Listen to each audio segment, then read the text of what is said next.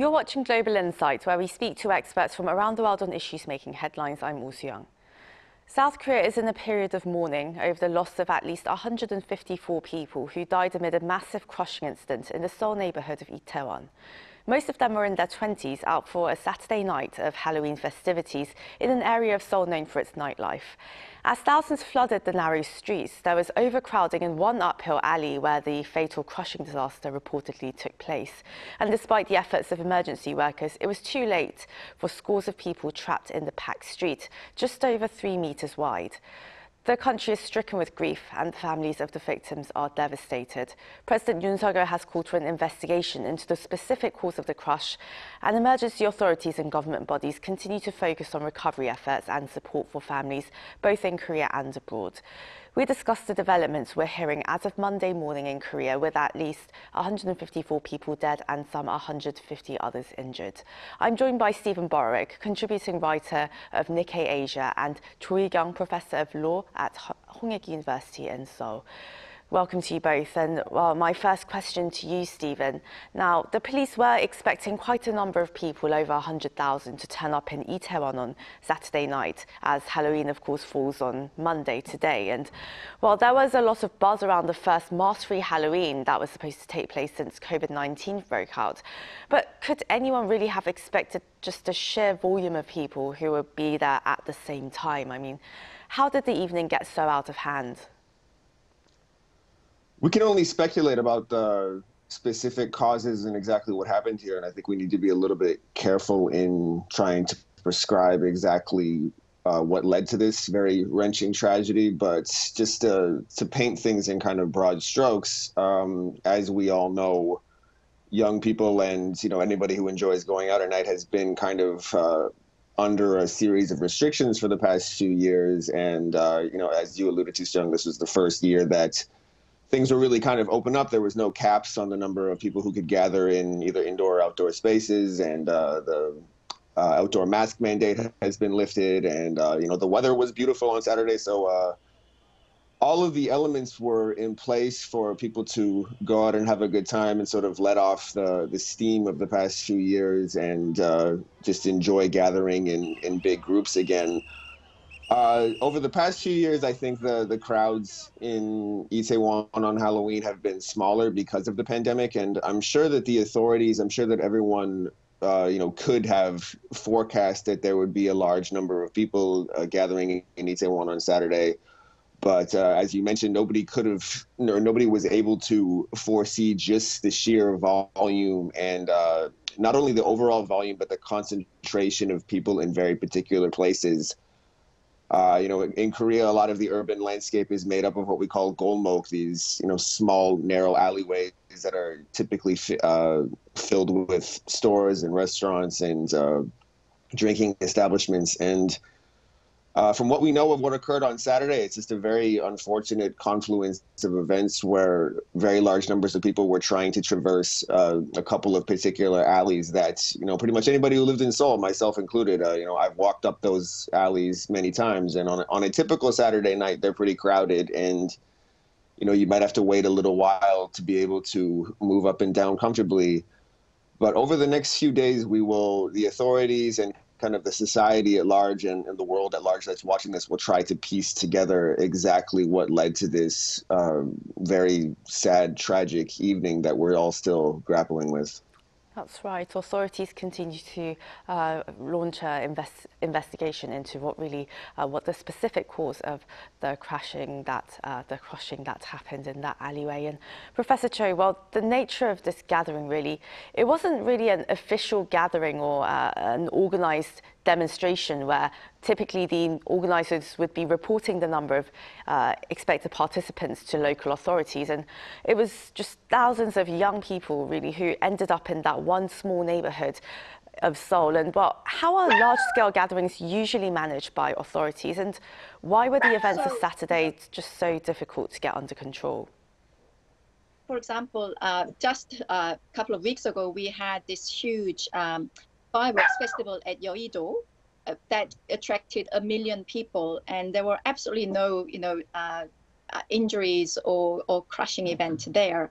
And that's because there was a central authority who organized the event and managed crowd and where the foot traffic was directed and so forth. And so if there had been proper preparation in terms of crowd management, this is a disaster that could have been completely avoided.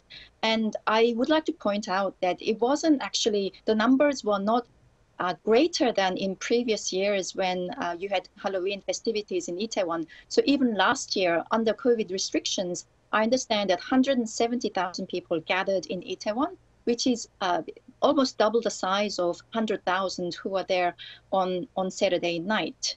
And so I don't think we can say that this happened because a lot of young people turned up to enjoy the freedom given by the end of COVID restrictions and to go out and enjoy the nightlife. I think there are other causes that we need to delve into and really scrutinize, because this was a disaster that could have been completely avoided.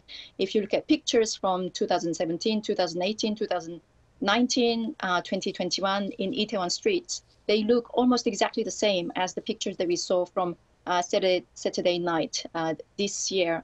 And the question is, why weren't the crowds better managed this time? And that's really the question we need to be asking.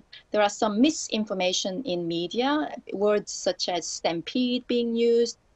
There is possible sort of, question about were the crowd being disorderly, and that simply wasn't the case. We shouldn't be blaming the victims. We should be looking at real causes of what actually led to this disaster. And Steve, very unfortunately, most of the people who died, they were already gone by the time they reached the hospital. How exactly did the deaths occur, and why was it so difficult to save them? Well, I'm not in a position to say exactly how these deaths occurred because I wasn't there on Saturday nights and I'm not a medical professional. And I just don't know the very kind of granular details about what happened here. To the best of my understanding, most of these deaths occurred in this one alley where it's on a kind of downhill inclination, and there was a crush of people who were all trying to traverse this particular alley at the same time. And there are stories in the media that there were people toward the top of this alley that were pushing and trying to get through, and then that caused a crush that caused people to fall forward and kind of pile on top of each other and become unable to breathe. As Professor Joe alluded, it does seem like this is a kind of basic thing that could have been avoided if, I'm also not a crowd control expert, but if there had been a kind of police presence and something of a barricade at the top of this alley and at the bottom, and if authorities had been saying letting through maybe 10 people at a time or 20 people at a time, and then trying to kind of manage the flow of people in a manner like that, it seems like that could have perhaps not prevented any discomfort or any kind of mishap, but it seems like it would have gone a long way to preventing the kind of tragedy that we're now left to discuss. But again, this is to determine the precise facts of this. That ought to be left up to people who are more qualified than me. And so I hope in the next few days we'll get a greater sense of clarity as to exactly how these poor young people lost their lives. Professor Cho, of course, you stated that this kind of disaster was entirely preventable. And well, how do you think authorities will really approach the revision of some laws or safety regulations after this? So I think whenever there is a large crowd gathering, and not just events that are organized by central authorities, they will have to put in measures that provide greater crowd control. And that's for sure. The president has already issued orders to review and revise all regional festivals and so forth to ensure crowd safety. I would also like to point out that there was a particular characteristic of this Halloween crowd that did contribute to the disaster, in the sense that it wasn't a crowd that was uniform. It was a very much a individuated, disparate crowd.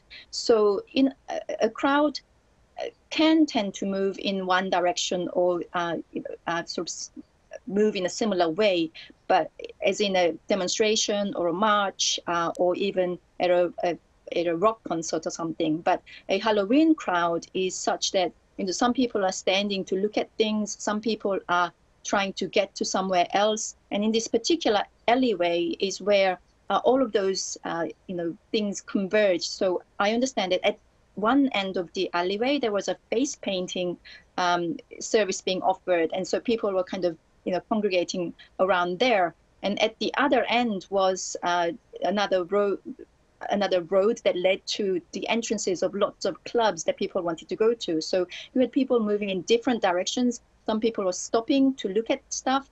And so because you had very different crowd movement, you didn't have a continuous flow and no way really to properly manage the crowd on their own. And this is why it was just so critical that somebody should have been there to manage the crowd or even make that alley kind of one-way traffic or something like that.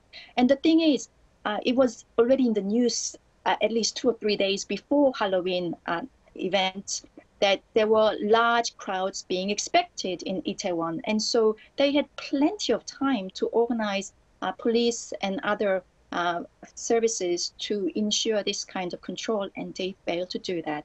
And that's what we really should be angry about. Right, and definitely the president's orders to launch a probe on this, we hope to see concrete results there. And Stephen, well, it's a week of nationwide mourning, and it might have occurred in that very small town in Seoul, but it's affected people from all over the country and from around the world as well, didn't it? I mean, what were the demographics like, and how is this tragedy being covered internationally?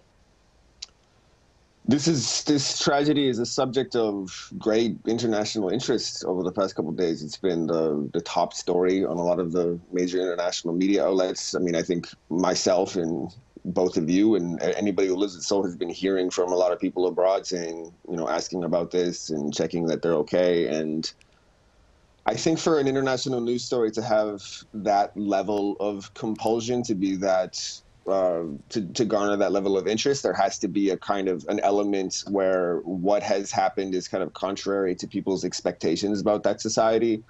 A lot of the news coverage will discuss how Korea is in many ways a very advanced country. It's one of the world's technological powerhouses. It's one of the wealthier countries in the world. It's a country of very advanced infrastructure. And so in a country that is able to accomplish these very admirable feats of technology and infrastructure, how was something as basic as managing the flow of pedestrians on a street, how did that go so wrong? How did so many people die in what we all understand to be a fairly preventable disaster? And so I think that is what is drawing the amount of international interest to this. Korea is the country of very popular pop culture and very popular technological companies, and people have an impression of this country that is contrary to a very basic and very horrific kind of disaster like this. So as all things do, the news cycle will move on and the amount of international coverage will wane over time. But I think it's the job of people like me in the press to not just give up on covering this and to treat this with a kind of sustained interest and try to provide sustained information on this until we have greater clarity on what happened. And once we know what happened, we can have a better sense of how we can learn from this and try to prevent something like this from happening again. That's right. And Professor Cho, before we go, now we've seen disasters where young people in particular have lost their lives in South Korea before.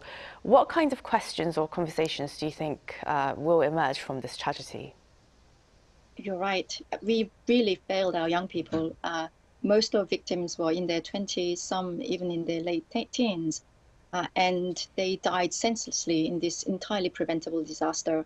I have heard some commentators in the media talk about group psychology, herd mentality, Confucianism, even Korean culture as factors in this disaster. And I think that's really complete nonsense. It's sort of echoing the Minister of Interior who said, oh, we could really done nothing about this kind of disaster. Placing more police or fire servicemen wouldn't have really helped. And even before a proper investigation, that's not something the responsible minister should be saying. I really think we should be looking at how we ensuring crowd safety in these kind of events, and really look at what we are doing and what more we can do to protect our young people better, and the kind of things that they like to do to enjoy themselves. We shouldn't be blaming the victim. We should be looking at what we have been doing wrong and compare it to previous years where similar events have occurred, but without any kind of disaster like this. And Stephen, your thoughts on this?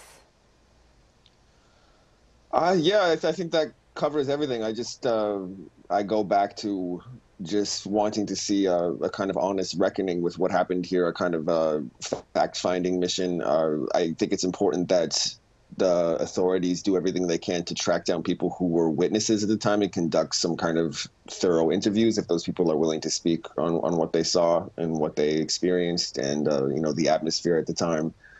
Also, we're fortunate that there's a great amount of CCTV camera footage. And I mean, we've all been out late at night, and we know that in a kind of atmosphere like that, things can change quickly, and unpredictable things can happen. And in some ways, that's part of the appeal of being out late at night. It can be a little bit, that sense of spontaneity is kind of attractive. But when the stakes are this high, when you have as many people in one space at one time as we saw on Saturday night, it is really imperative that basic protocol is in place and that basic things like crowd control are in place so that everybody is able to have a good time and not suffer something like this. Right. As well, we move forward and we struggle to really process this tragedy that happened. Hopefully these investigations will bring forward some clarity and much self-reflection on our society as well. Well, that was Stephen Borick, contributing writer of Nikkei Asia, and Choi Young, Professor of Law at Hongik University. Thank you both for your time today. Thank you. Thank you.